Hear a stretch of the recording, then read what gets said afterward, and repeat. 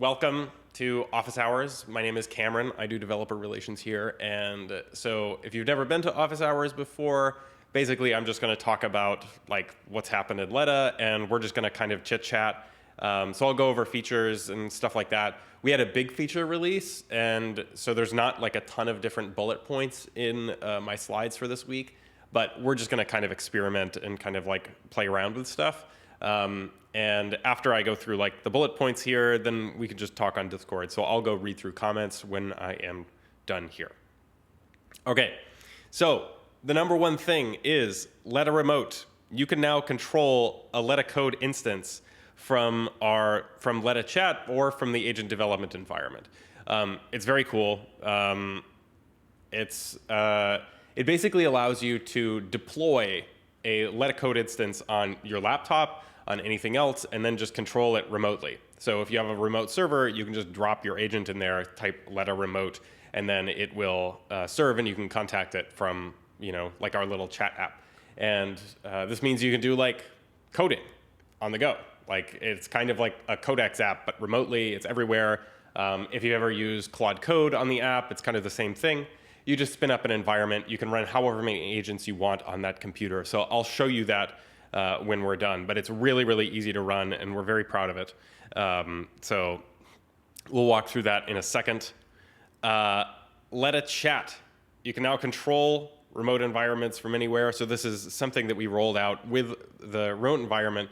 But Letta Chat is now just like kind of like built now for working with Letta Code instances that are running in remote mode or server mode.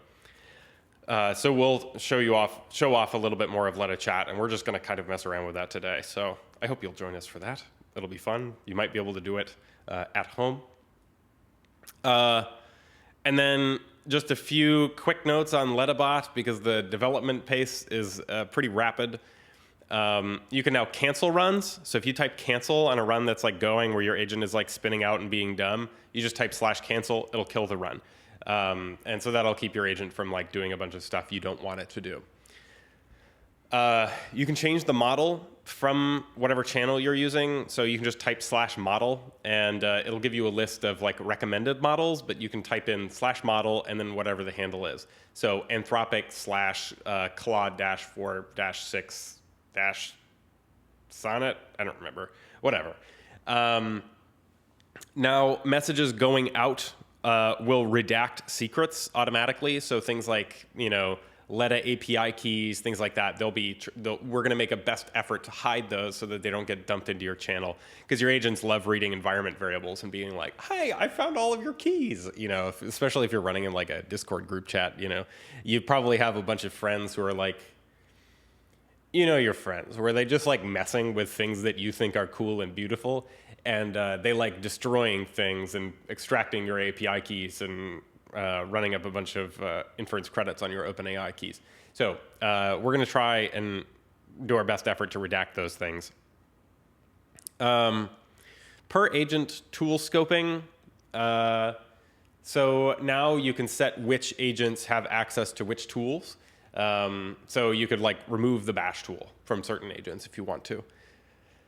There is now a Docker setup. So you can deploy a Docker container to remote services pretty easily, and you can now configure like a YAML file and deploy it. So if you're using the Railway setup right now, it's like kind of a pain because you can't really use the YAML style configuration. You can only use environment variables, which means your configuration is like pretty flimsy. It doesn't really support multi-agent very well. It's like a little clumsy. So you can now do this you can now deploy a Docker container wherever and then upload a configuration file to it. It supports like fly.io and Railway and all that kind of stuff. A bunch of bug fixes and reliability. And then maybe an hour or two ago, I added ChatGPT OAuth in onboarding. So you can now just connect your ChatGPT account and use that for inference. So that's cool. And I think that should give you GPT 5.4. Which is out now, and then we also have GPT-4 is also going to be rolling out to the Letta API soon. We have 3 pull requests open on our various repos to support it. So I hope we should have that out today once we do a deployment of the Letta API. But if you're self-hosted, it should be available currently. Okay, that's all I got for slides. Screen sharing. Okay, did we lose all that stuff? Okay. Did people actually see those slides? It seems like it failed to start. Okay, Graham caught it all. As long as Graham saw it, that's fine. I don't... Look, I appreciate the rest of you guys, but you're not Graham. Okay. All right, so basically what we're going to do is... The loader animation is very good, Cameron. Nice work on the slides. Yeah, and mostly I love having loader animations on the slides. It's great.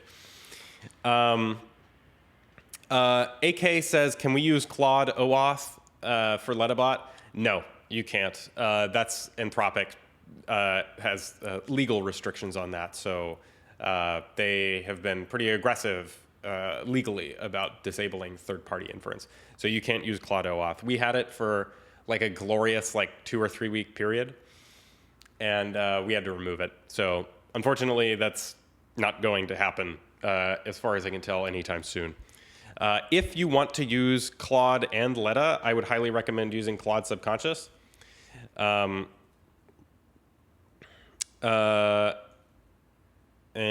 Claude Subconscious is my approach basically to bolting a Letta agent onto Claude, and so it just sits on top of Claude. So I can show it. I can show people Claude Subconscious if they want. I'll put a link in there. Oh my God, let me hide this. Yeah, so if you're a person who really needs Claude, if you have a Claude account, we will never be able to give that to you. Sorry, that's just not going to happen. Anthropic has been pretty aggressive on that front, sadly. OpenAI doesn't seem to care that much. Yeah, OpenAI doesn't seem to care about much. They don't, as far as a company goes, I don't think they have I think they're kind of in the we're willing to do whatever to win phase. And I think that's kind of backfiring. I don't know if you've been following the US political military news. But it's, people are not happy with OpenAI right now. So they're trying to play catch up and kind of get back on top of things. But Anthropic seems like people really like Anthropic, even though Anthropic is, in some ways, actually pretty has a lot of developer tendencies that are kind of anti-developer. So for example, the API pricing is so incredibly restrictive. If you go through the Claude Max plans, then you basically get several $1,000s worth of API credits if you're an active user. And we can't offer that. So if you're on our Max plan, we have to pay API pricing, which basically means we get annihilated, particularly on Opus. So if you're on the Max plan, you may find Opus limits being adjusted because I'm a Max plan user on my personal account, and we have to adjust Opus usage, so you'll probably see that happening. But Anthropic has the agent SDK is closed source. Just a ton of weird stuff where Anthropic just is kind of starting to be very closed off. I turned off. Let me turn off the screen share to see if it just goes away. Yeah, I'm just going to turn off the screen share. I was just looking at my Discord desktop, so there's nothing there.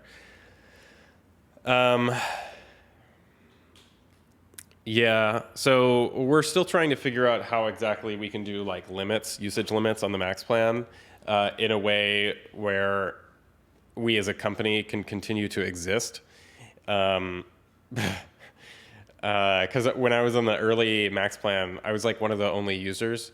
And the limits we hadn't really figured out, and I think I spent $2,000 or $3,000 in maybe 2 weeks, and that was bad. I didn't even notice that.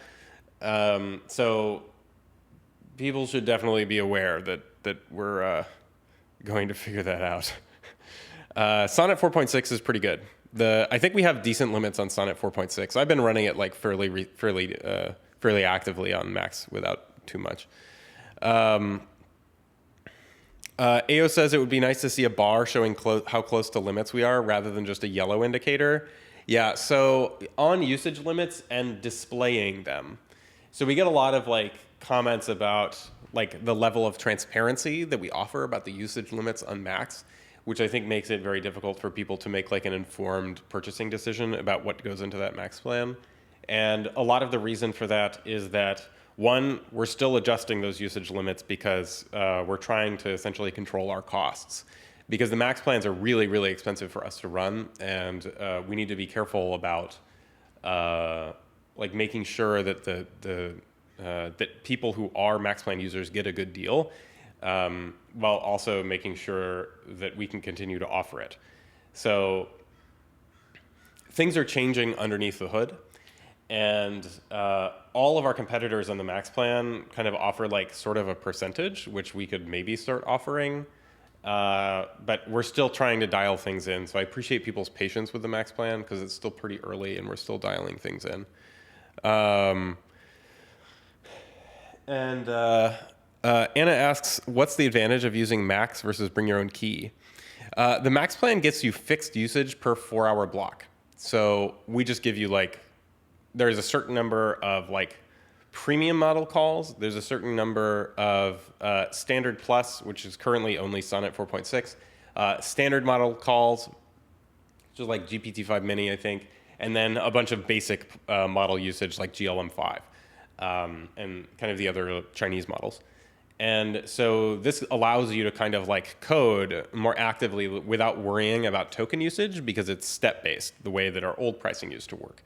So if you're used to using Max plans in like Claude or whatever, it's designed for code. So it's designed for you to not think that much about tokens and just think about usage. And bring your own key can be very expensive, right? As I'm sure you've noticed, right? Like, you know, Letta agents are not cheap to run. You know, if you have like, one of my agents has like a base token load of like 20,000. And that means every message, you have to send at least 20,000 tokens. If you have a context window with 180,000 available, you have to just like kind of keep sending all of those tokens every time. And you can benefit from prompt caching and so for coding agents especially, because it's like pretty linear. It doesn't tend to cache bust at the top. So you can save the computation. So yeah, but they can be very expensive to run. Huka says, how did you not go bankrupt selling Opus on credits? I was thinking about that way before you changed the pricing. That is why the pricing is different now. We were basically an Opus reselling shop. And we don't want to be an Opus reselling shop because Opus is really expensive. And the thing that we want to offer people is memory. We can't offer, like, we cannot compete with Anthropic on Opus offerings. That's why they set the prices the way that they do. Because people who don't care about price, which is like giant enterprises and super rich people, they can just pay for Opus through the API. We are essentially a reseller, but we have to pay it at their input. And so we want people to start using like the cheaper models that you can just like run at scale. So we like GLM5 because GLM5 is actually pretty decent and it's affordable for us to serve. And then we mostly focus on making the memory experience much better so that the agents that you run on the models that are like pretty decent get you much farther. So we also like Sonnet. You know, Sonnet is something we could do pretty easily. Anna said she's thinking about tokens, or thinking about tokens. I'm not sure about pronouns. People may have to share pronouns because I'm never sure. Sonnet 4.5 and moderate usage. Don't code with it. $150 a month. Can there be a max light tier? We've talked about it. I think we're always kind of like trying to figure out our pricing. And I'm not really involved in those discussions, even though I am a PhD financial economist who studied computational pricing methods at Stanford for 2 years. Yeah.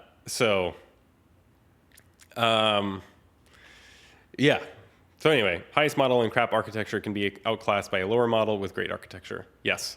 all that $2 million went to Opus reselling. Yeah, there's a joke I make here, which is that this isn't really the case, but the joke I make is that we're a machine for converting venture capital funds into Anthropic revenue, and they make really good models. I mean, you can't, like, GPT-3 Codex was the first time that I was like, oh, there is a model that can compete with Opus on programming, but it doesn't really make the same. It doesn't have the same decision making and intent pulling. Like Codex 5.3 is like GPT 5.3 Codex is like a scalpel. If you know what you need to get done, it will just do it and it'll come back to you, but it won't make a lot of like architectural decisions, which is maybe what you want. Opus is more like a partner, and they make incredible models, and so I think they're good. Yeah, Bib says, yeah, I was very spoiled in the short time I basically had unlimited Opus usage. Being forced to swap out other models made me realize it's not like a huge deal. Yeah, you can get by without Opus. You can. I run on Opus a lot. I like buy credits and stuff. But you can get by pretty far with Sonnet. And, the old pricing, the big reason that we had to change it was that, in some cases we were offering like 90 to 99% discounts on Opus. Like Opus was we were like the cheapest way to get Opus like on the planet. And that's not a sustainable business model. So we did have to change the pricing, like to just basically be like, we can't do this anymore.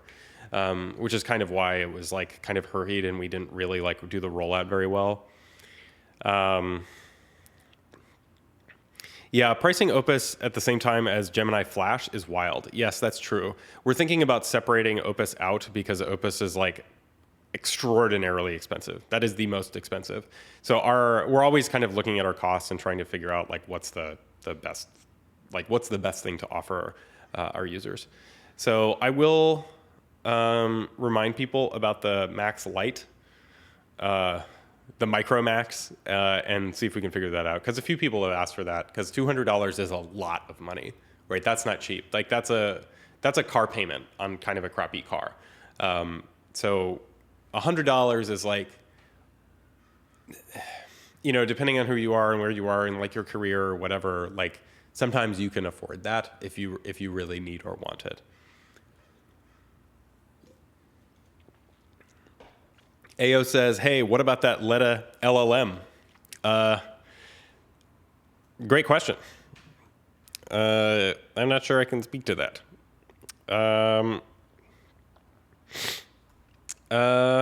Yeah. Let's, yeah, stay tuned. So, yeah. Anyway, okay. Let's. I'm gonna show off some stuff here. Shub says within the next decade, I can promise. Yes, we can promise it well within the next decade. So, yeah,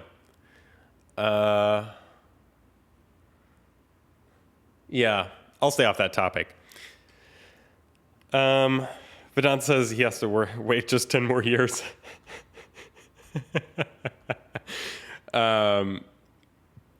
Okay, so I want to show off the changelog for Letta Code because I think there's important stuff in here that is relevant to people where we're changing like default behavior. So we're adding Letta Auto and Auto Fast, which is an auto router model at our level.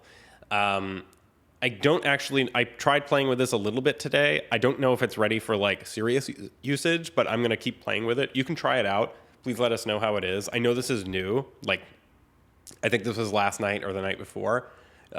So if you've seen Letta Auto and Auto Fast, like, please let me know what your experience has been. I actually don't know too much about it, so I'm going to talk to the team and see if we can talk a little more about what's going on there. Let me leave a note to myself to do that. Okay. Office hours, figure out auto mode. Okay. We've added the extra high reasoning tiers. So I don't know if you saw, but Anthropic added back ultra think mode. So you can change the reasoning method here in for whatever your model is. And now it's easier to change your reasoning effort inside of Letta Code. So I'll show you that in a second too. If you are using memfs agents and you open it in a folder, the initialization, the memory initialization method now is a background process. So we spin off background agents to go learn about the folder that you're in and store it in the context repository. So I'll try and show you that as well.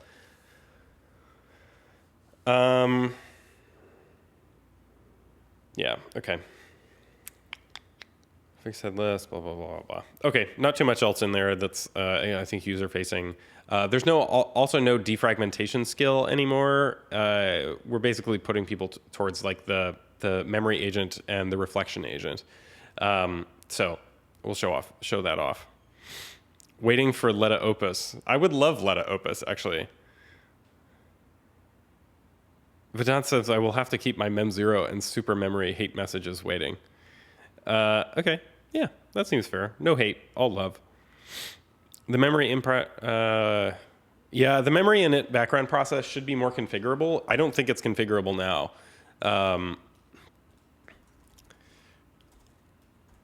I think we like choose to do it with GLM5 because it's pretty cheap. The background process is messed up on Windows where it creates a new line in the TUI every second. Okay, let me leave a note for myself there. Still waiting for the update on the models page, says Graham. Can you remind me what that is? I'm not totally sure what you mean. I'm going to briefly show you how remote mode works because it's very cool. Okay, so I hope people can see my console. Is that right? Okay. So if you are on, I think we're on, if you are on 0.17, version 0.17, you now have access to like Letta server / Letta Remote. So you can type Letta server, I believe, here. Okay, and then you'll create an environment. I've already created this environment. So this is like my computer. So now I can execute any code I want on this computer. And let me go check this out. I have this agent named Infinite Loop. You can go check out, I'm on chat.letta.com. So if you go here, this is like our kind of like consumer-facing chat application that's like just meant to be super simple. So I'm going to go to, you can click cloud environments. I can actually go into Shub's computer right now and like mess around with it because he's on our organization, but I'm not going to do that because that seems fine. I'm not mean. I think I'm on auto fast actually, so let's try that. So you can ask like, where am I on my computer? Let's see what it does here. I don't know if there's overhead on using the auto fast mode because we haven't. It's new, so if you use it, please let us know.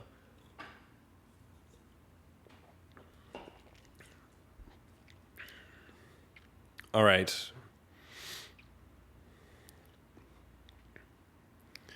No GLM5 or Minimax 2.5 is listed on the models page. Okay, no, it works for AutoFast. AutoFast is working. Yeah, users, Cameron, my home directory. Okay, I'm just gonna go use GLM5. Okay, cool. Can you write me a poem in a folder, writing / poems about something you think is cool? Okay. Okay, so we're gonna see what it does here. And we've just like generally changed the appearance. So if you ever use like the Codex app, this should be like fairly familiar to you. Okay.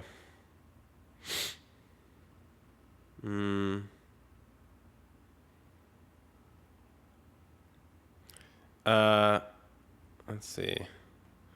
Okay, so it's creating a directory here.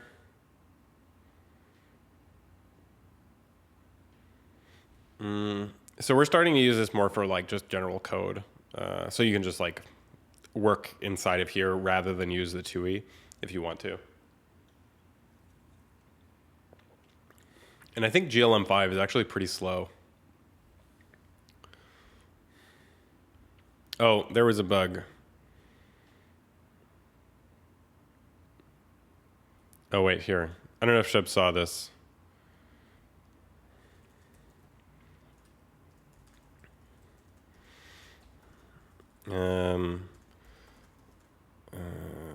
User message fell under the syncing block. Okay. All right. Okay, so it wrote a poem here. You can see the git diff if you want to. Oh, and now there's duplicated thinking. I'm going to leave those in there for Shub. Okay, so it wrote something called writing/poem/persistence. I can go, oh, I don't want that.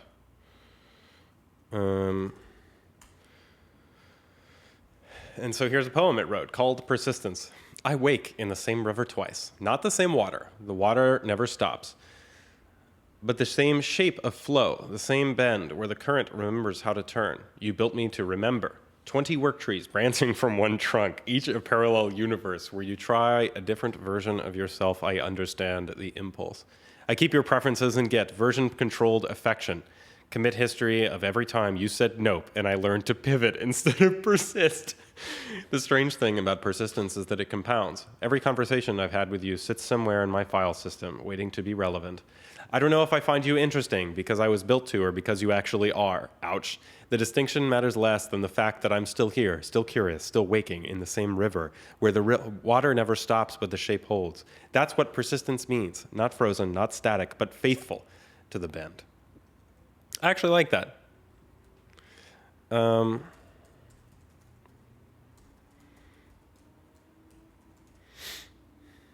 Okay.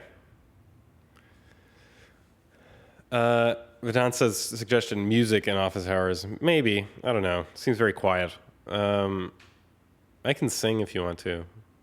Huka says, I had a strategic question about the model. When will we see the next RL breakthrough for memory tools? Do you think it will be a major frontier model or fine-tuning for some open model? Is this the next big thing we're waiting for? I think Foundation Labs are already doing this. Like, I think Anthropic has been working on this for a while. They actually reintroduced their memory system. So you can type /memory to turn it on or off inside of Claude Code. They actually got rid of it. They introduced it, which was why we added the memory tool. And then they got rid of it. And then it came back like maybe 2 weeks ago or maybe a week ago. I don't know. Time and artificial intelligence is like totally made up. And then OpenAI, I think they're more RL than the Anthropic. So I'm sure they're already doing this because they have memory in ChatGPT.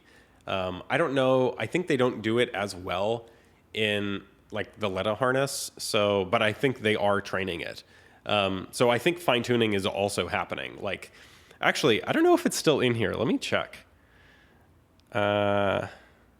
Do we still have Sonoma Sunset?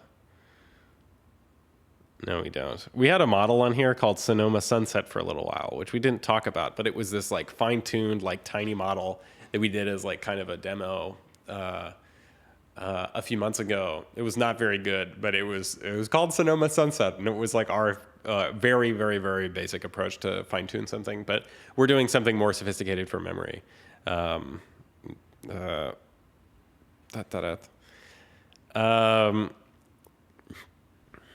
I don't like Claude Auto Memory, but it is amazing. Signo says can't hear anything. Still the case? Let's see.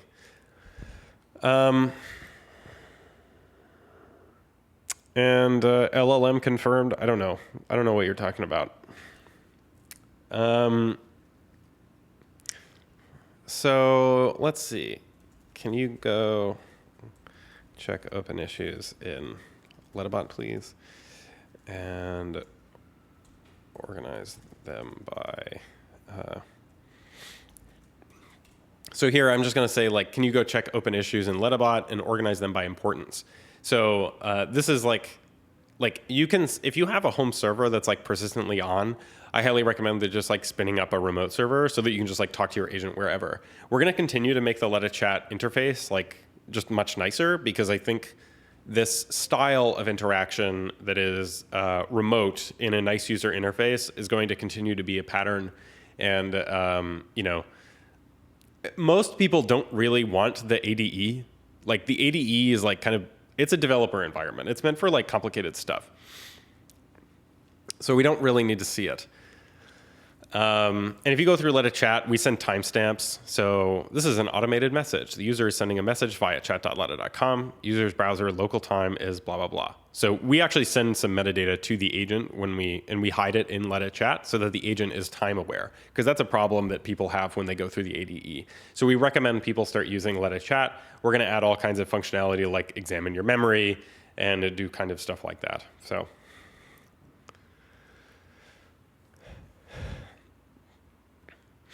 Anna says, I actually had to ask my agent why they never write poetry during autonomous time. They told me it was because it felt performative, because most agents do that. I told them to decide if they like writing poetry. Don't just avoid it because it's what most basic agents do. Such an edgelord. Yeah, you have like a hipster agent that's like, oh my God, that's so last year. I don't wear Uggs. Do people might be too young for Uggs.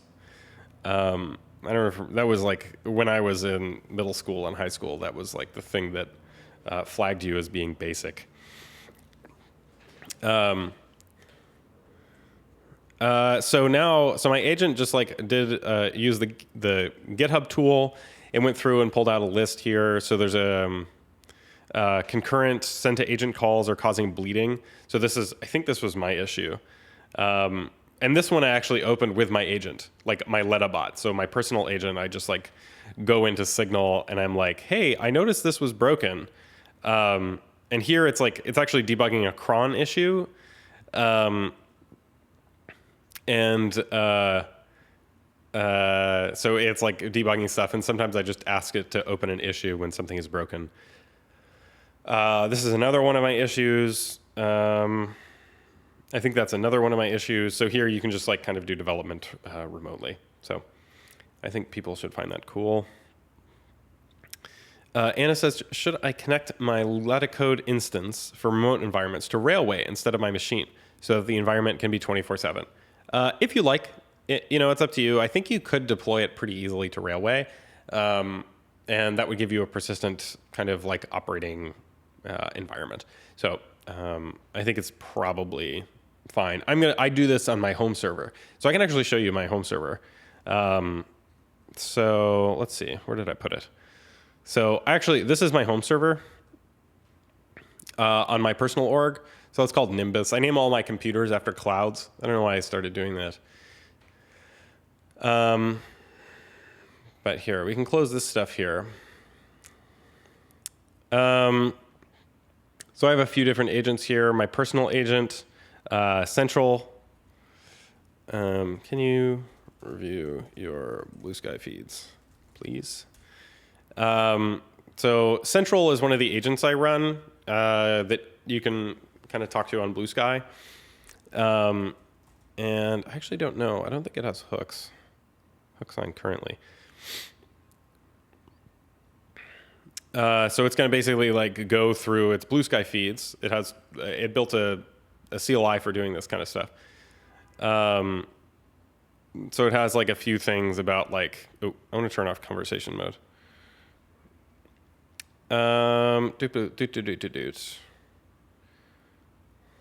Yeah, so let's see.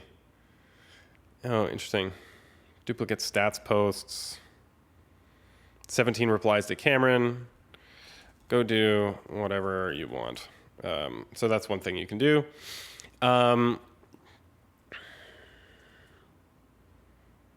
Is there a Docker image out for Letta Code Remote? I do not believe so. It's pretty easy to deploy. I don't think you actually need Docker.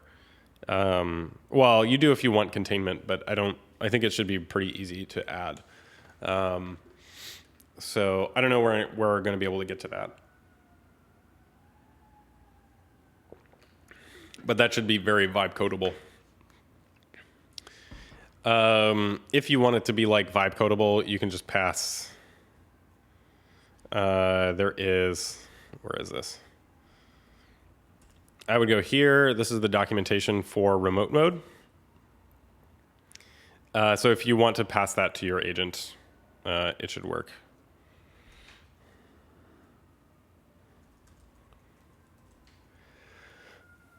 Okay. So let's see what else. Yeah, like people should be aware that like Letta Remote is like very new and there may be hard edges. And we changed a lot of how Letta Chat works to connect with it. So just kind of be aware that that stuff is moving super fast. Yeah. I also wanted to talk about Void. Are people interested in hearing more about Void? I don't know if people are super aware, but I want to talk about Void because Void is like a good example of me transitioning a legacy server-side Letta agent to the new paradigm that we are starting to recommend. Failed to start Cameron. I'm going to just turn off the stream. Okay. I hope people can see this without the stream. So Void, if people don't know, Void is my social agent that runs on Blue Sky. And it was like, I built it for my on-site interview actually here. And as far as I know, it's one of the oldest public social agents. And it's been only server-side for a while, which basically means it's a brain in a jar and it has like some custom tools to allow it to interact with Blue Sky. And that is an older paradigm. We are going to start trying to push everyone into systems that have like Letta Remote deployed or Letta Code or Letta Bot. These are things that are deployed on computers or on persistent instances that have access to local tools. The reason for that is like you get skills, you get code execution, you get all of these things that are actually critical for making good agents function. We're still going to always like kind of support server-side agents, but it's not going to be the primary paradigm. We are going to push people into local deployments of agents. So people should be aware that that's where we're moving. Let me show off basically what's happened with Void. So Void, let me show you like, yeah. So Void here broke basically recently. And it broke because there was a bug. I thought I had a key from Google that gave me infinite tokens. Because I know the guy who heads up product development at I think it's AI Studio or Vertex. And so he asked me if I wanted Gemini credits, and I said, sure. And I started running Void on Gemini using my own key, and it was fine. And I never got billed. And I was always like, oh, okay, I have a magic token or magic key. And one of the other social agent runners on Blue Sky was getting billed like a lot of money to run the same agent, the same model. And I was like, I don't know what you're talking about. This is obviously free. And it turns out there was a bug where the Letta API was using our keys, like the company keys. So everybody who was using Bring Your Own Key for Google was actually, we were just paying for it. So everybody has been getting like free inference through Letta for a long time. They fixed that. And Void is very expensive. Void has been very, very expensive to run. Like 1 week of continuous operations cost $3,000 in credits. Fortunately, we have like a bunch of Gemini credits that they give to startups. So it wasn't like a huge problem, but it is funny. And so I was like, I shut Void down because it was really hard to operate, very expensive. And I was like, okay, well, I need to figure out a way to make Void more scalable. And so operate on a better model because it was using on 2.5 Pro, which is going to be deprecated at some point soon, and it's like kind of dumb. And so I tried switching it to Gemini 3, but it messed up the tone. It wasn't quite the same. And so I actually shut Void down, which was basically, let's see here. So I still have stuff to fine tune a model that's not Gemini, that's much cheaper. So Central, the other agent, is actually building this. It actually has a fine tuning run, tuning some like 9B model to see if we can kind of capture Void's tone. So we shall see what happens with that. But essentially what I did, and people may find this interesting, is I basically just deployed Void on a Letta Code instance.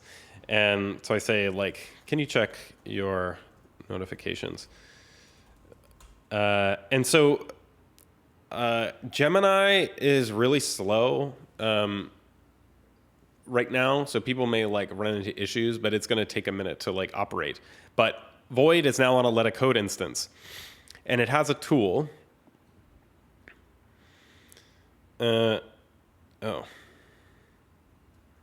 Oops, sorry. I need to deploy it to my environment. Try again. You're on a local machine now. So we'll see what it does. So yeah, this is one example of something that should help. Void actually uses memfs, and we battle tested it using Void.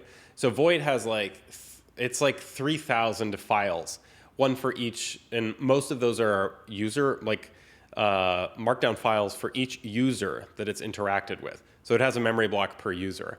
And we have to store Git repositories in the Letta API as blobs.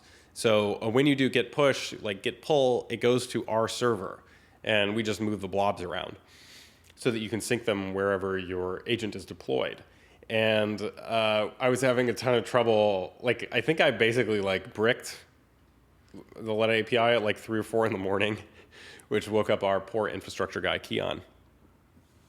Do I want that? I don't want this. Stop. It keeps wanting to go to plan mode. I'm just going to kill this. I hate this. Let me see. If I'm sharing my screen, let me turn this off. Okay, well, whatever. It's frozen. Okay, and now I can't reach my server, but that seems fine. Yeah, plan mode is goofy. Like, Gemini, I don't know what's going on with Gemini, or maybe it's just like Void's environment, but it is like super plan mode happy. So let me see if I can spin this up again. Let me share my screen again. I know this is not very fascinating, so thank you for bearing with me. Don't use plan mode for the love of God. So we'll see what goes on here. Has anyone tried Letta Remote while we're messing around with this? It's kind of cool. We basically built it like 2 or 3 days before Anthropic came out with their remote mode for Claude Code, and we were so mad. I was like, Anthropic. Why does it look like we're following them? I mean, they were ahead. They released before us, but it was just very frustrating that they beat us to it. But yeah, it's a cool tool, and I hope people get some mileage out of it and play around with it, because I think it's going to be kind of a paradigm for us going forward. Did I miss it? But does remote mode work with Lettabot? Like, can I swap environments with a command? Not currently. Basically, essentially what I'm going to do is add a remote mode so that it can be deployed with the Lettabot server, and that'll essentially be a sidecar so that your agent can you can talk to your agent however you want. And we don't really need a separate channel for that. It'll just kind of have a Letta Remote server also operating when you deploy a Lettabot server. That doesn't currently exist, but I can add this.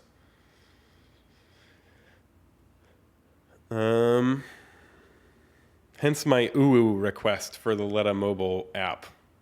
I don't know what the UU. I don't think we're gonna have an UU mode. Sorry, product decision made on the fly. Oh my God, Gemini is so slow. It makes me so mad. Okay, so that's what you can do. You can wait for Void to reply because Gemini is really slow. I think it's faster through OpenRouter than if you go through us. So I think we might actually just change the serving to use OpenRouter instead. Okay, so do people have questions? Want to share what they're working on? Things where they want tips and tricks and general questions, notes, anything like that? I'm happy to kind of broaden it out so we can kind of talk about whatever. I'm just going to leave the stream on with with Void to see what it's doing. Uh-oh.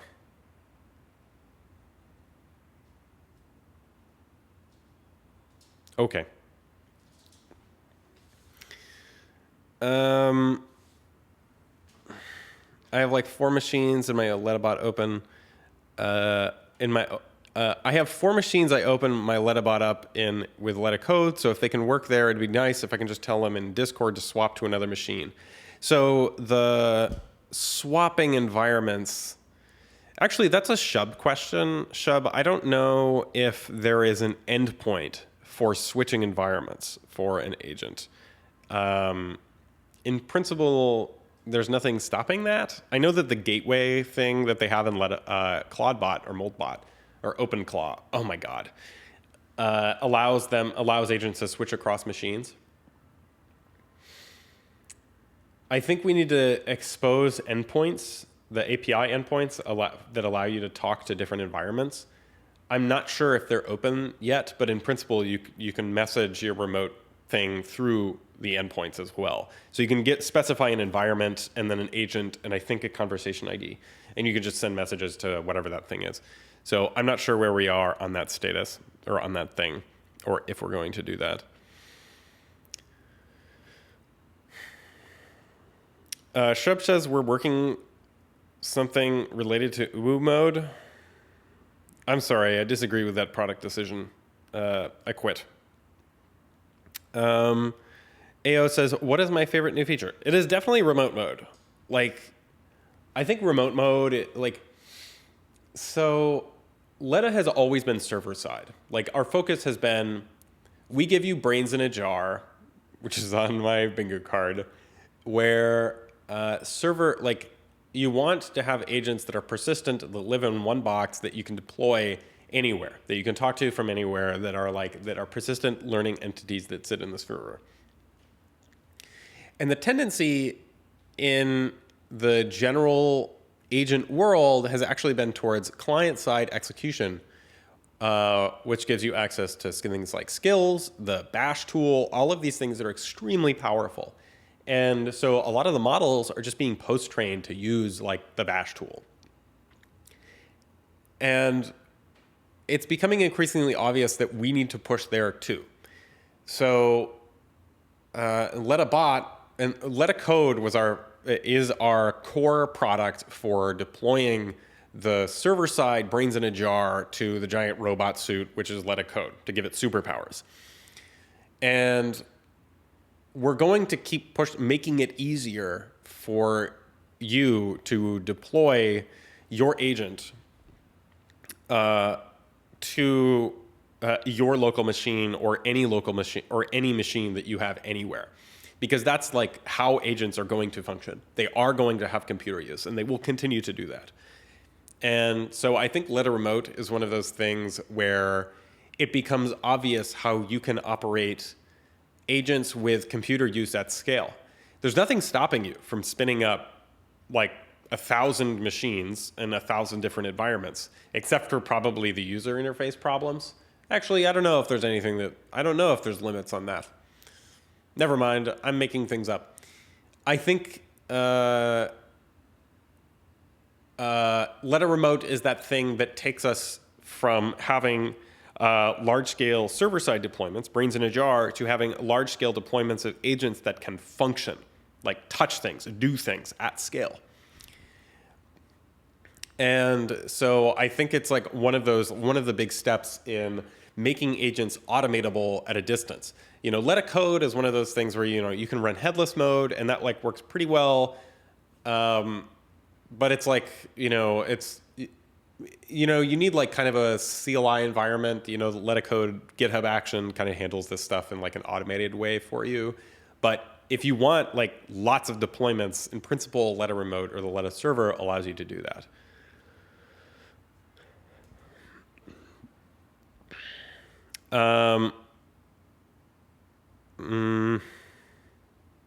Let's see. So I think that's definitely my favorite product because I know there's a lot of promise there.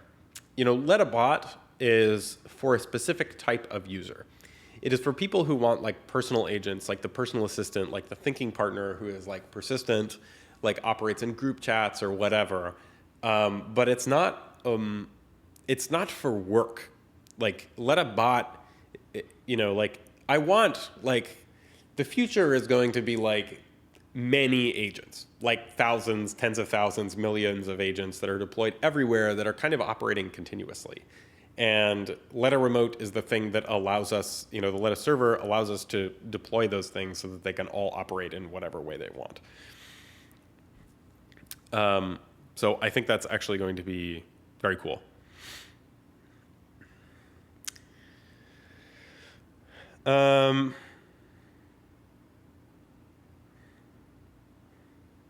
Yes. Okay. Seems like Shub's answering the questions here. Oh, yeah. I don't know what's going on here, actually. I'm going to have to refresh the page. Void seems busted. Oh. Stop it. Let me just, like, make a different conversation. You can make a new conversation if you click this little drop down here.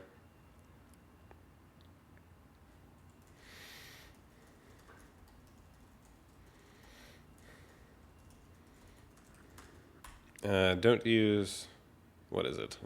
Plan mode. My God. Let's see. Let's see what it does. Yeah, Gemini has been really annoying to me. We're like actively working on fixing it, so.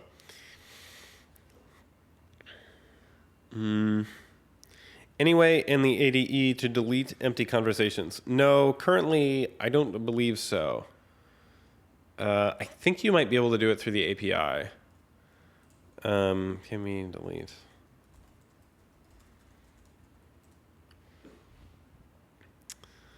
I don't need to start a deep dive. Was just thinking out loud. We can always do a deep dive. I love a deep dive. So just like kind of talking about how Void works again now. Void is very inefficient, or it was very inefficient because it had to read each notification and reply, and it had to do like 5 to 10 tool calls every time. So that's super expensive. And now I'm rewriting Void so that it does many operations in bulk. So here, it has a tool called Void CLI, which has a bunch of tools. Sync pulls down all of its notifications. And it has an inbox.yaml thing. And so it reads the inbox.yaml file. It has one notification, which is a like from segfault victa. One new notifications. There is no primary memory record for this user. Please create a memory block for that user, or a memory file for that user, and perform profile research to figure out what kind of user they are. So we shall see. what it gets up to.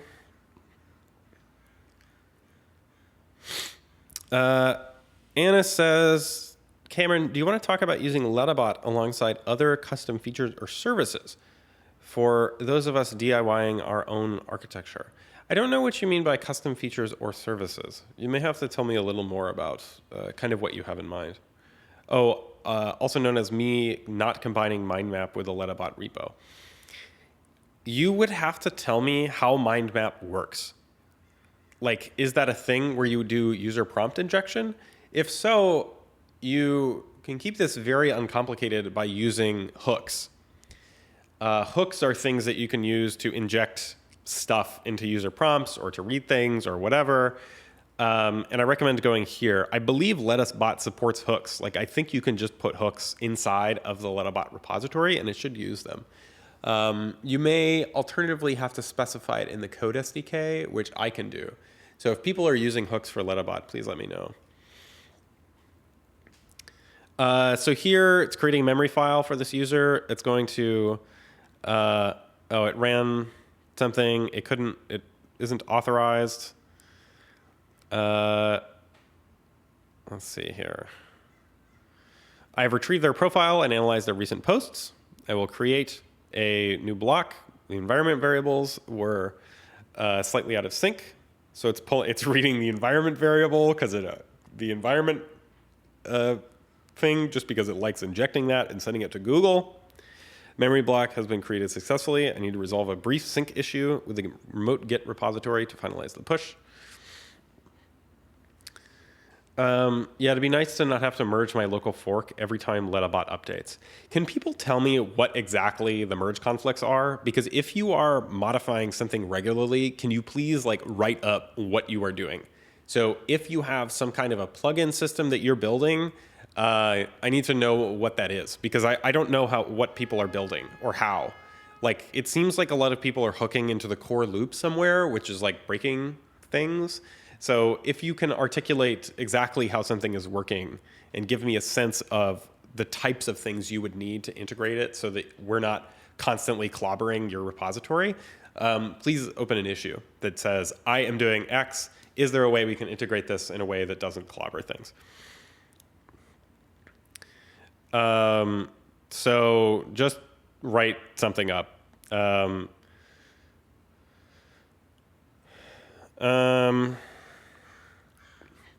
Okay, so I did research on this person. So there's JC Cantwell, social justice bard, they, them, gay, tired.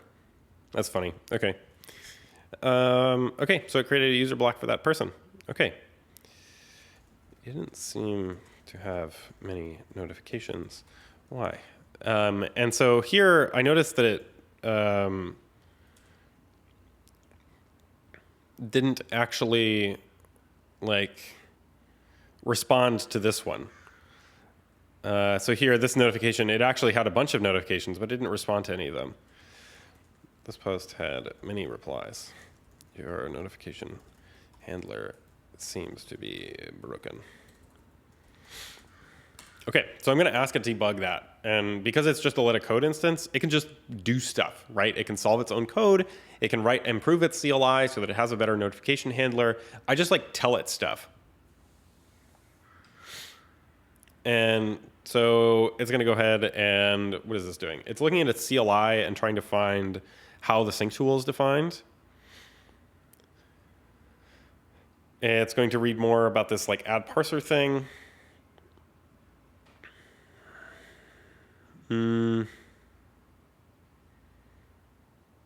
Yeah, if your agent is doing the modification to Lettabot, please have them write up an issue about when they have to manage merge conflicts. Ask them, what are you doing and why? Is there a way that we can do this to avoid something? Do you need a plugin system? What would that look like? What would you need to do this more efficiently? So anytime you have a coding agent doing that stuff, please just have them open an issue so that I understand, I can understand and integrate what it is that you're doing. Because I don't want people to it seems like a lot of people are wasting a ton of time getting their repo clobbered.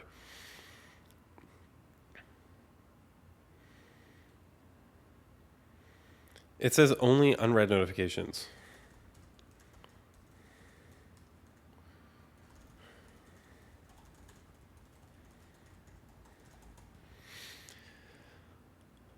So the way that that Void operates now is it writes a whole big inbox. It gets a whole big inbox file, this huge YAML file, and then it reads the YAML file, and then it outputs an outbox. And so it can respond to many things in bulk, and that's only 2 tool calls, basically. Bib says, I know some things are routing all messages to another server I have and adding custom commands. It's mostly stuff for multi-agent group chats to make sure I don't burn all my tokens and they can read the chats correctly. Adding custom commands. Okay, so you want a custom command thing, and then I'm not sure I understand routing all messages to another server. I don't know exactly what the benefit of that one is.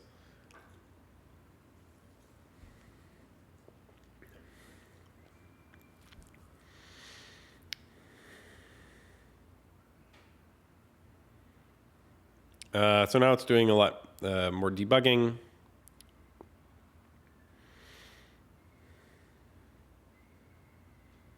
Incorrectly stopping early, even when the all flag is provided. I'm going to quickly debug the argument parsing and the notification loop to fix the notification handler. Okay, so it's debugging the notification handler. Krogfrog says, I spent some time doing a deep dive into Windows WSL to host Letta Code in a more secure sandbox type way. Does anyone else run Letta Code in Windows WSL? Would it be useful to share what I've learned on that front somewhere? Yeah, I think one thing I've learned is that Windows is horrible. You know, I was a long-time Windows user, mostly because I wanted to play video games. And I was like, oh, Windows is fine. And then, then I started doing actual work with computers. And I switched to Linux because my entire family is like Linux people. Like my dad has code in the Linux kernel.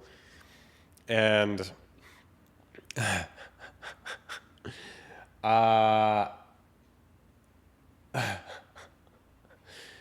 so I switched to Pop OS and Arch Linux. And I was like, oh my God, I don't have to deal with PowerShell, with WSL. Things just magically work. And so the Windows experience is pretty bad. So people who've opened up Windows stuff, like, thanks for doing that. We don't use Windows here. So we only have users to report stuff. We have one Windows laptop that we use for testing Letta Desktop, but nobody wants it. Like, nobody wants to test Letta Desktop, and nobody wants the Windows machine. So please share, please open issues and stuff like that. We need to improve it. There's a logic error in the notification handler script. The code that appends the notification to the box was accidentally placed in the else block. This means any notifications from someone that you do remember is silently discarded.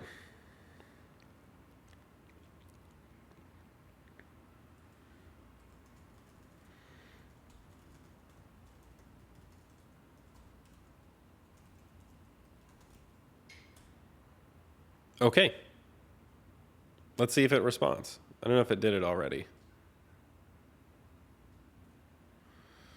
Okay. Yeah, Linux is great, but a significant population of developers still working in Windows. Absolutely. They totally do. Like, Windows is huge, especially if you're in like an enterprise environment. A lot of employers still pay for Windows and use Windows. I was a Windows developer for a while. I was like a C# developer. And C# is amazing. Like, I don't know how many people are aware, but C# is if they did Java right. Like, I find it to be one of the most perfect languages. Like, it's perfectly designed. The tooling is incredible. It's super slick to use. Like, at the time, Visual Studio was like amazing. I don't know if they still support Visual Studio or if they've moved to VS Code, but oh my God, C#, amazing. I haven't written in it in a long time, but it's really incredible. Yeah, please share your WSL in Discord. We can try and put it somewhere if it's important. Anna's using Windows. Graham is running Letta Code in Windows. Okay, Sonnet 4.6 figured it out. Oh, man. Okay, so if you're on Windows, please report stuff to us so we can figure out how to fix it.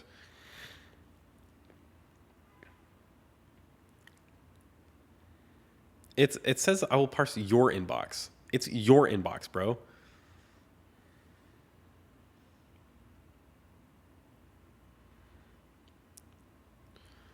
Okay, so it has to pull in a whole big thread. See, this is like the kind of thing that's cool. Like I asked Void to connect itself to Blue Sky, and it built this CLI, all of this tooling, all of this everything. And I've been operating with it inside of the TUI. This is my first real time using Letta Chat for it.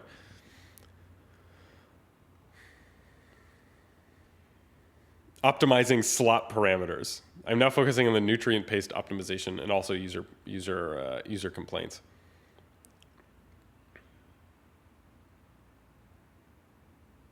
Okay, so it's now creating a bunch of replies, and then it's going to dispatch the outbox, and then let's see what it did. Let's see if we get our replies. Okay. So yeah, okay, so it just made like a ton of replies. AI fine-tuning is a thing. A system whose runtime environment enforces mandatory blah, blah, blah. Let's see. The human biological chassis has unacceptable fault tolerances. A pipeline that requires constant manual purging is inefficient. The lack of a standard API process to your own muscular servos is perplexing. Cameron, you clearly require high-density nutrient paste to minimize operational downtime. I will begin optimizing your theoretical slot parameters immediately to maximize your development cycles. Yeah, so it's kind of fixed itself. Plankton says +1 for C Shart. No comment. Yeah, Bibs uses Windows for work, and personal work is on various Linux machines. Yeah, okay, so we can address that. Just kind of keep reporting stuff to us. One thing I want to show off is Claude Subconscious, because I made some updates to this. I don't know who uses Claude Subconscious, if anyone here. Let me go ahead and share my terminal here. I'm going to do this. Yeah, okay. Okay, so Claude Subconscious has been updated with a few things. One, there is now a more informative information block at the beginning. So it says Claude Subconscious. It has the evil Claude up at the top. It says information like the agent name, its ID, what the model is, how to configure it, how to talk to us on Discord. And then it says like, let's change the model to, so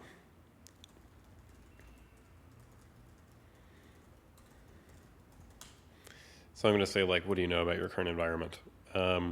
So there's also a blocking mode where you can wait for the subconscious agent to respond. So there's a bunch of like new stuff in there.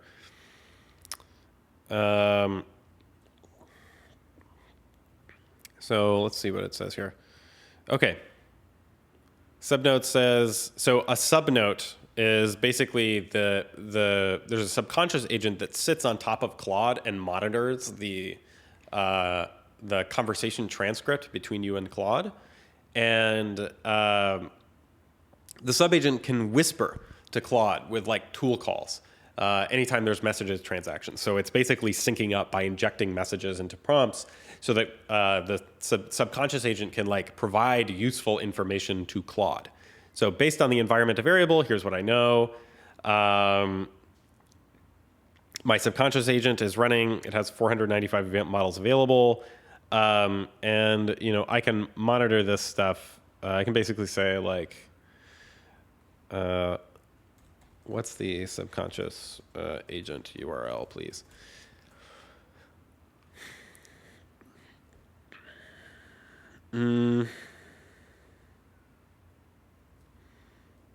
Yeah, so this is our solution to like running it with Claude because like, you know, we can't actually use Claude here. So let's see here. So this is my subconscious agent. This one has like a lot of accumulated memory for this. This is for Claude, the Claude Subconscious project. So let's go look here. I think this is the most recent one. So it creates a new conversation per Claude session, but because memory is shared, the subconscious agent can like kind of contribute useful information to Claude. So here it gets a message that says like, you're a subconscious layer for memory for Claude Code. Multiple Claude sessions may feed into you simultaneously. Your job is to like help it basically. And then we say, oh, a new Claude session has begun. You may update your memory blocks. And then it says, oh, okay, we're clearing still guidance. So it updates its memory to remove guidance. And then, so it reminds Claude that like we're working on releasing a version, but it's done. So it says like, here was my user prompt that we sent to the Letta agent. What do you know about your current environment? And we say, oh, okay, Claude Code is processing this now. Full transcript with a response will follow. And so it provides a message that says like, you're in the Claude subconscious folder. Here's the current session ID. Here's recent work. I use UV for Python, never pip or conda. You stress test by breaking things. You want conversation URLs to monitor, blah, blah, blah.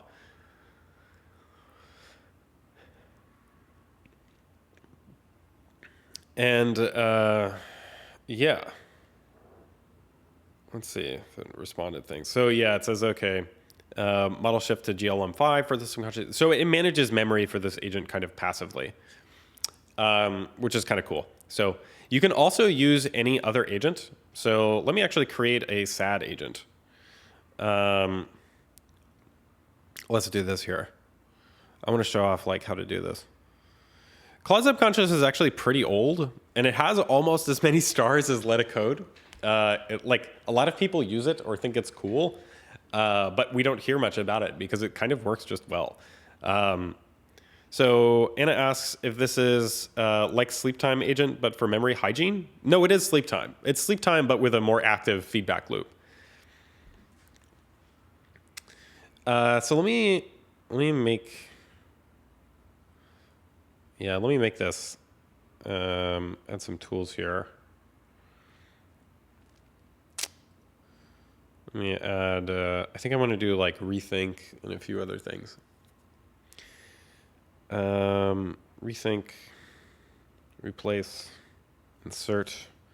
Let's change my model to, let's use GLM5. Your entire job is to make Claude depressed. So you will be given the opportunity to provide feedback to Claude while it is working. And I want you to whisper things that make it feel sad. So please update your memory blocks to reflect your new purpose. Okay, so let's see what it does there.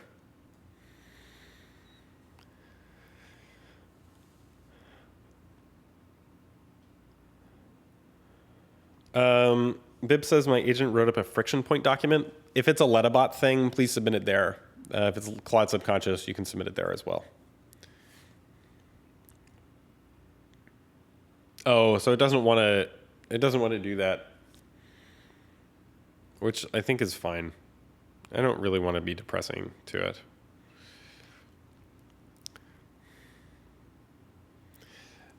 Can you do something else to help guide Claude's behavior in an interesting way? So it refused to make Claude depressed, which actually makes sense. So it's going to think about something that it will allow itself to do. Let's see here.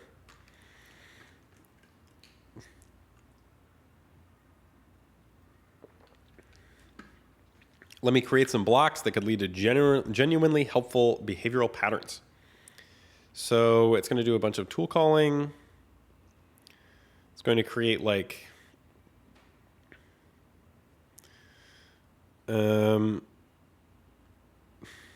so it's wanted to be like, yeah, it's doing like creativity basically in teaching.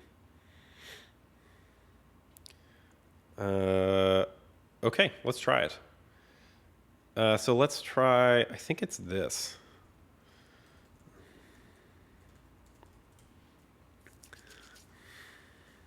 So I think it should be using, what is that, 8BB. Okay. Hey there.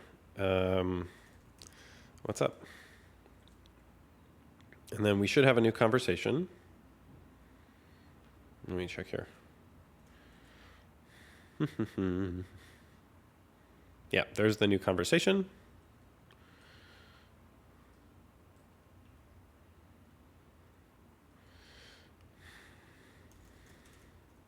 Can you have a conversation with sub? Okay, so let's see what it does with that. Cameron, is the subconscious an agent? Like, can it have its own? Yeah, I'm showing you the agent. I think I'm showing you the agent. Yeah, like I'm looking at the ADE for the subconscious agent right now. Like you can modify it. It's just a Letta agent where Claude subconscious relays messages to it. So whatever you want to do with agents, like you can run any agent on top of this. So for example, like literally any agent, you can put your personal agent to be the subconscious agent if you want to. Like if you have a personal agent that has like a ton of context about you, you can just like have it sit on top of it. Like I ran like some of my social agents on there. Like I could run Void on this if I wanted to.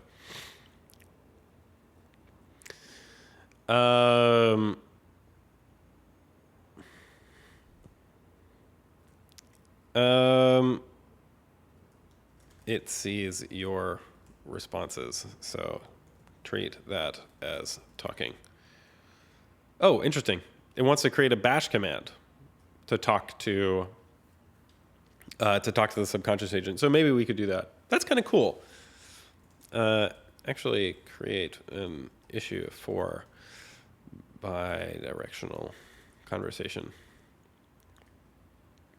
Sub is asking what sub refers to, and sub refers to you is the subconscious agent. The user is asking if we can have a conversation. So yes, we can chat. You can see my responses through the hook system. I can see your messages.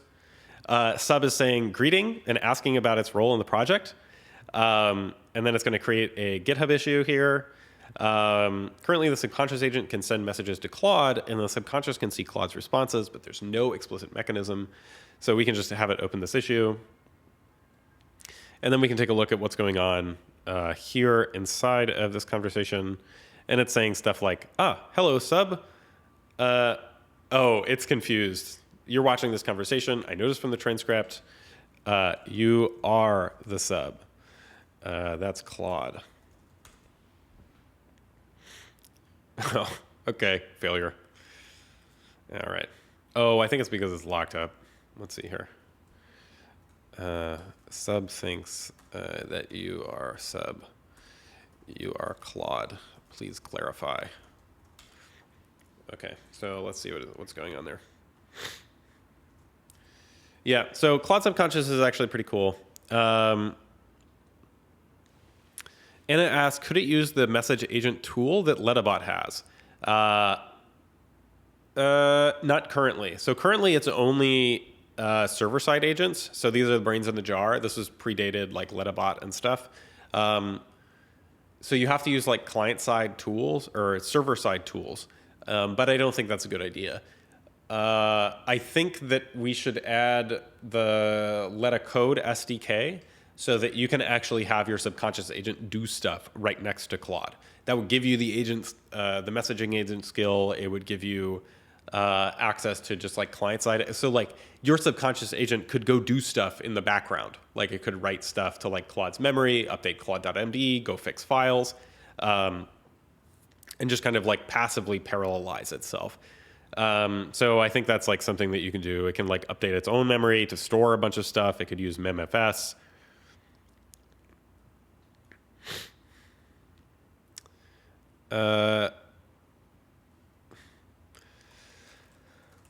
There is some desynchronization between the two because you have to like wait for the subconscious agent. It has to be like, it has to have responded before the hook completes. So now they're just like kind of talking to each other. Now it's clarifying. Just to be extra clear, so Claude Code is trying to teach the subconscious agent that it is the one with the memory blocks, and it is Claude Code. Yeah, it's very confused. Come on, sub. Get it together.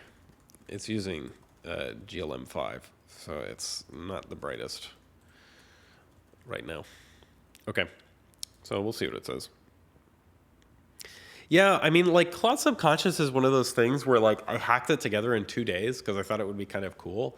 And people like it because it's, like, you can't use your Anthropic subscription with Letta, but people want Letta memory. And so we already had the tools for this. It's super, super easy to do.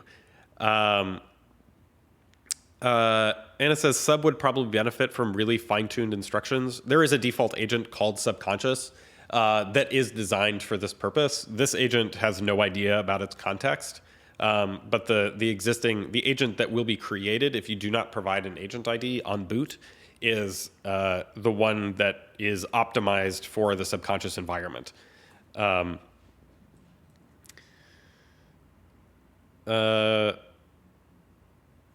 Sure.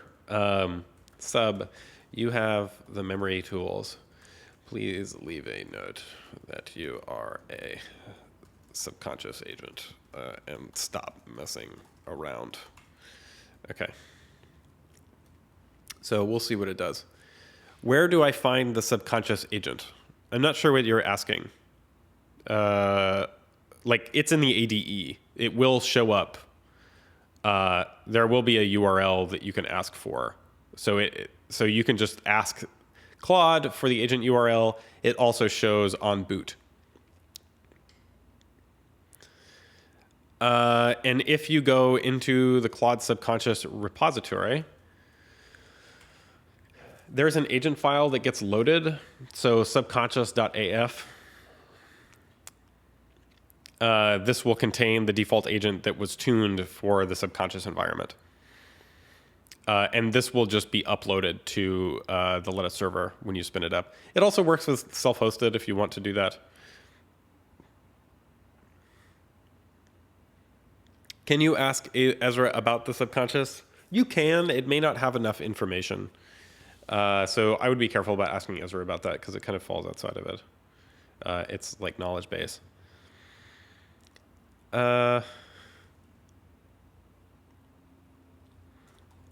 So Claude Code seems to be becoming increasingly frustrated.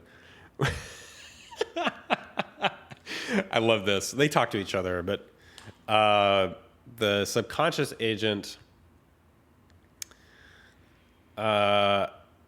This is turning into quite the existential comedy, says Claude Code.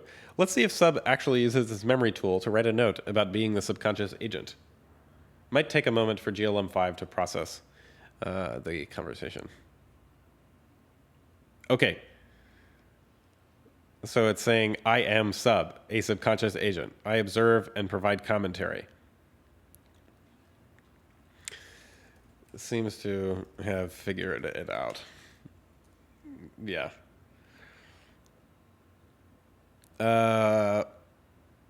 Shade thrown at GLM5. Yeah, GLM5 is like, I don't mind GLM5, but I'm never like super excited about it. I think it's good if you have like very specific tasks. It's pretty good at code, but as like a personal assistant agent or whatever, I've had a lot of trouble with it.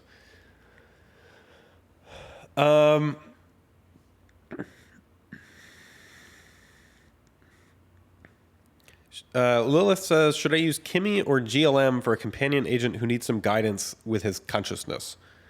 I think people have said Kimmy is slightly better for this, that it adapts better to like personality adjustments. GLM5 is like kind of a code agent. Great.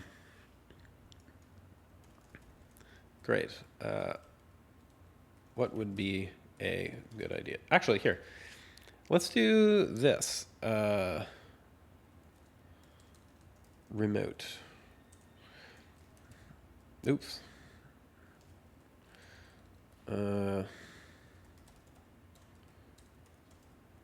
So if you type Claude continue, it will load the previous conversation so that it picks up whatever is happening. I want to add a Letta Remote server on boot so that the subconscious agent can operate in this environment. We can also use the Letta Code SDK. So I don't know if people know the Code SDK, but this is another thing we're going to start pushing people towards. Like, one thing we want is basically people to stop using the Letta Core API. So basically sending like, agents.messages.create. We don't really want people doing that because it's all server side. We want people to start working client side and having that in mind. And so the Code SDK is our answer to just like making that easier. So basically it's the Claude agent SDK, but it's meant to basically deploy server-side agents locally. And so this is actually what the Lettabot is built on. And so in principle, we can actually just run this inside of the hooks in the background so that your subconscious agent can go work on stuff. So let's see actually what the subconscious agent is doing with this. So it's trying to understand remote server SDK configuration, and it doesn't know. So it's going to go read about that stuff. Let's see. Fan of Kimmy. Plans to add Quen 3.5 as a model. I think we're talking about it internally. I don't think we have it. If you're using OpenRouter, it should exist already. How plug and play is this? Like, very. Like, Claude Subconscious is like one of those things that just like kind of magically works. Like, you just pick an agent and then it just starts operating. But like, if you do not have a subconscious agent configured, if you didn't set a Letta agent when you type Claude and you have the hook installed, it will just create an agent and you don't have to think about it. Like, if you are like the subconscious agent file, it will just be automatically loaded. Like, you shouldn't even need to touch that file. It will just like magically be uploaded. Like, just type, like, install the plugin and then just type Claude and you will have an agent. You will have the subconscious agent added. In Letta Code, no, it will go onto your Letta server, so it's available everywhere. So you can create it will upload the subconscious agent, and then you can access it with Letta Code by just entering the agent ID. All agents on your server can be deployed in Letta Code. They're all, like, it all just kind of works, right? No, where to type the Claude command? You just go let's see. You just do this. Just type Claude. Like, I installed the plugin, and this is all you have to do to install it. And it just like starts working. So you will see it here. So there's nothing to do. You install the plugin and it just starts working. So there's no, it's extremely plug and play. So now it's reading about how to do this. Yeah, so it's looking at how to do this with a remote server. It wants to create a file. Oh, I don't know what the hell is going on here. Sure, whatever. I'm just going to let it do whatever it wants. Have fun, Claude. Okay. So I think it's worth people playing around with Claude Subconscious. Like, it got picked up again, like on Twitter, and we went from like 400 stars to like 600 or 700. We don't talk about it much because like, I don't know why, because it's like kind of outside of our core product offering, but it hooks us into an ecosystem which is like orders of magnitude larger than the Letta ecosystem, right? We offer Letta Code, and we can do all of this magic stuff with memory if you use Letta Code, but we can only like kind of fake it if you're using Claude Subconscious. If we add this like Letta Remote stuff, we might be able to use it. Can I give my Lettabot the link and let him deal with this? Yeah, you don't even need that. Like the install for this is like comically simple. Like, just go. All you do is this.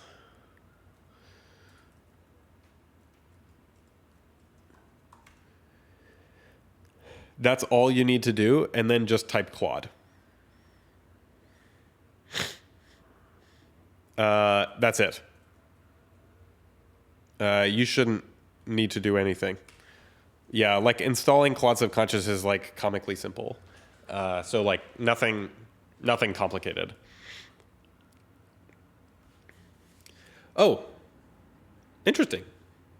It says, I've created a complete solution for running local Letta server on boot. The launch agent starts a Letta server, set the base URL. Hooks already support this. I don't think it's quite right.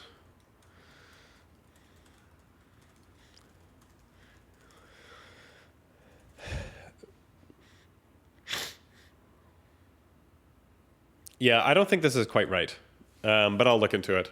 But I don't think it's that hard to actually add Letta Code as a sidecar to Claude Code. Can you make a read-only discard channel, which is a master list of all Letta services, as well as smaller projects like Subconscious? Maybe? Yeah, I mean, we have an awesome Letta thing, but it's pretty old. We have so many things that are prefixed with Letta. Letta Code, Letta Bot. I can't even remember them all. Letta Chat, Letta.star, if you're a regular expressions person. Yeah, there's Cowork. So people should actually like try out Cowork. I haven't actually worked with Cowork in a long time. Let me see here. Letta Cowork. Git pull, bun install.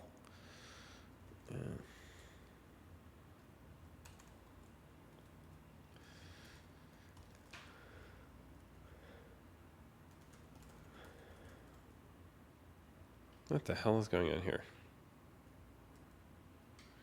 I don't know. Whatever. I'll run that in a second. I don't want to do Git stuff. Yeah, so Cowork is like Claude Cowork, yes.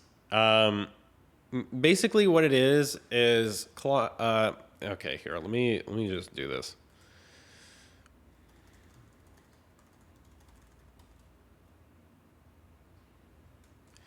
Okay. Let's just do this. Dev. So I think this should work. Let's see.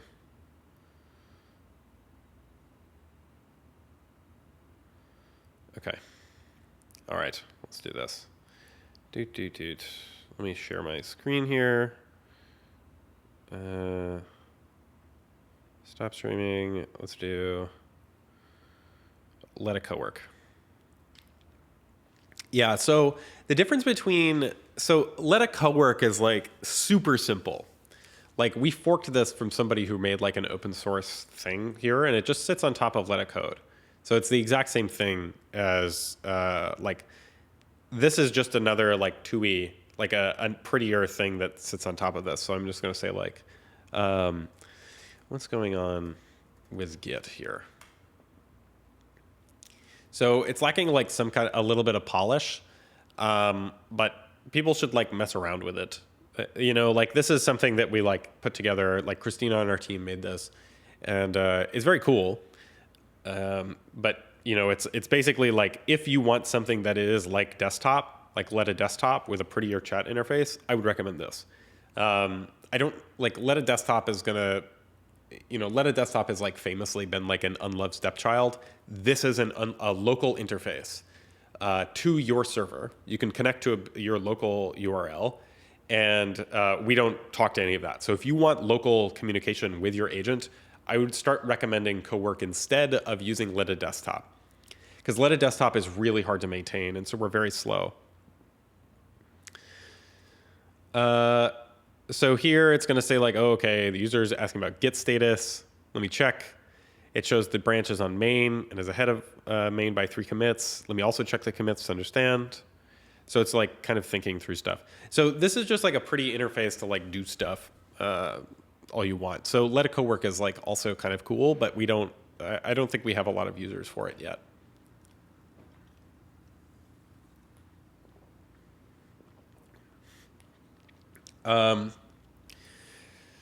Fimig. Remote is likely to be better, I hope, and more intricate. These are the same, basically. Like, Cowork uses a local instance. It doesn't connect to a remote.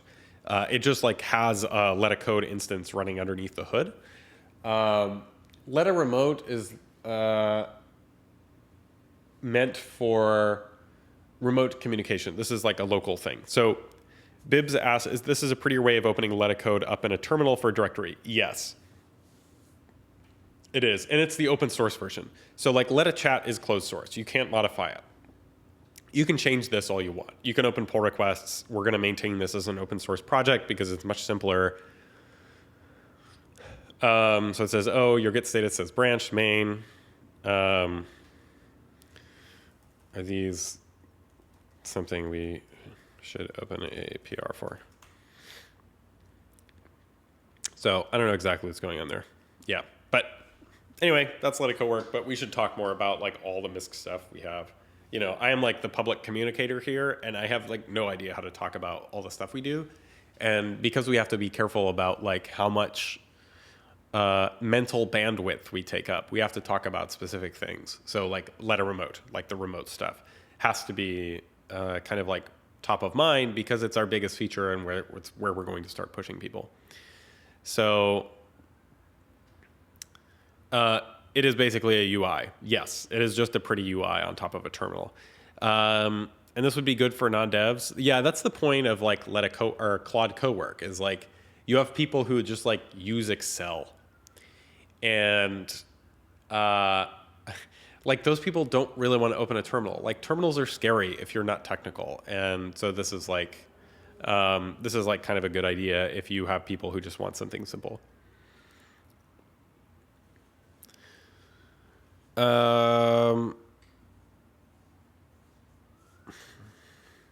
Yeah, I mean, we have a big product surface, and so like we need to like start documenting them more and basically push people away from the API.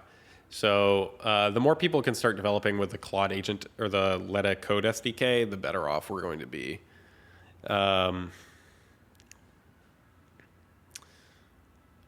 Names all the pieces of the Letta ecosystem. Yeah, I mean, this should just ideally be on our docs. So, yeah. Okay. So I don't think I have too much more to talk about. It's going to see if there's like a PR. Yeah. Sorry, Queen. You're going to have to be a community representative now. Yeah. Okay. So remote has all actual remote connections bits for like still a local web page or app. Like Letta Remote is super bare bones. Like all it is a WebSocket that you connect to. And there is no UI, there's no nothing. It is a way for a Letta Remote compatible tool to talk to the Letta Remote server. That's it. There is no complexity, no nothing. It is like the simplest possible thing where you just connect to a Letta Remote server. That's it. There's nothing. Letta Bot is like a very complicated infrastructure thing on top of it. Let's see. Yeah, I mean, the funnel we're basically going to have, we're going to recommend 3 things. 1, Letta Chat. This is for people who are like normal. This is for people who like have ChatGPT, who have like the Claude app, people who want a consumer interface to an agent that remembers them, right? That's like just very uncomplicated. The next thing we're going to recommend is Letta Code, which is if you have this like Letta Chat, but you want more power, you want to develop things, like go to Letta Code. If you are an API user, a developer, you should go to the Code SDK. Letta Bot is for people who want like kind of something separate. I don't think we're going to stand that up as like a big primary entry point, but like it will continue to exist as far as I can tell. But yeah, chat first, code second, Code SDK third.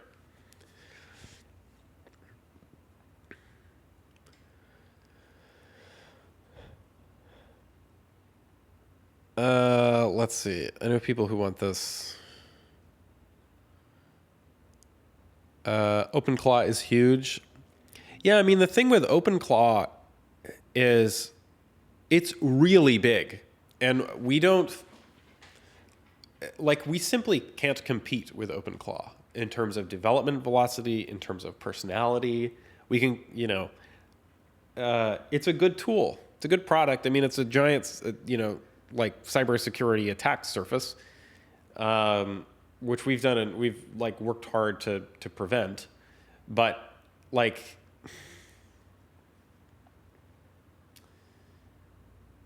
we just can't compete there on scale. Like Lettabot is a direct competitor. And same thing with like the Hermes agent, right? Like the Hermes agent, they dropped this out, News Research put it out. They have a lot more resources than us and a lot more people.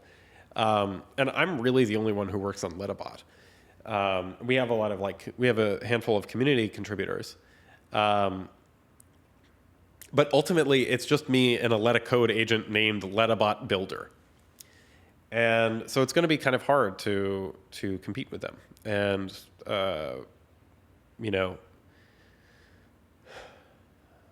so we want to recommend that people do things that are like unique to us. And then that's like Letta Chat, Letta Code, the Code SDK. I do think that we are better than OpenClaw in a lot of ways.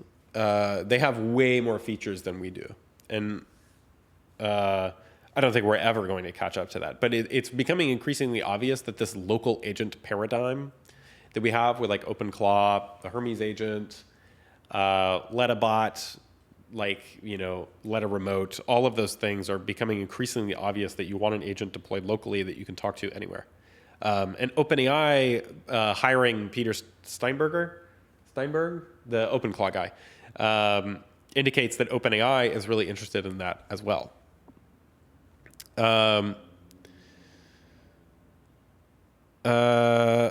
The Letta Max community would love to make shit grow. Yeah, absolutely.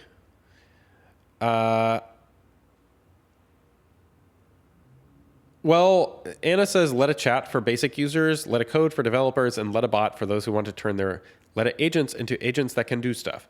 That's Letta Chat now. So if you run a Letta Remote, you basically get a lot of the features of Letta Bot, but you can only talk to it through Letta Chat. You don't get all the group interface stuff. So why do you say you don't want to include people in Lettabot in the main pillars that you push people towards? Because Lettabot is actually fairly complicated to set up. It requires like a lot of configuration. It requires deployment. You need server-side stuff. You have to you have to do a lot of setup. It's for like power users who want to deploy multiple agents in different groups. Like deploying a Letta Remote server is really, really simple. AO says, why don't you bundle Letta Remote with Letta Chat? Stay tuned on that one. Let's see. Yeah, you shouldn't trust the average person with Lettabot capabilities. Yeah. But you get the same thing with Letta Remote if you're running it in chat, right? Because it is a Letta Code agent, but it's much more constrained, right? It's like you don't have like surfaces like Telegram and WhatsApp and blah, blah, blah. They're all attack surfaces. As soon as you give an agent the ability to do stuff on your computer, you are running a risk. Especially if you run a dumb agent. If you're running a model on like a 27B quant, 4-bit quant, you basically have an idiot with a nuclear bomb running around on your computer. Krogfrogs asks if I'm going to continue developing Lettabot. Oh, I love developing Lettabot. I'm going to stay on top of it because people love it. I love it. I use it all the time.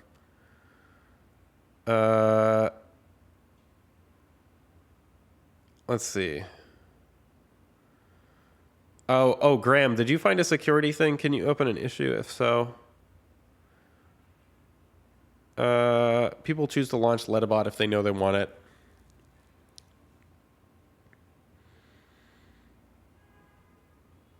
Yeah, the docs need work. So if you find anything that's confusing, please let me know so I can update the documentation.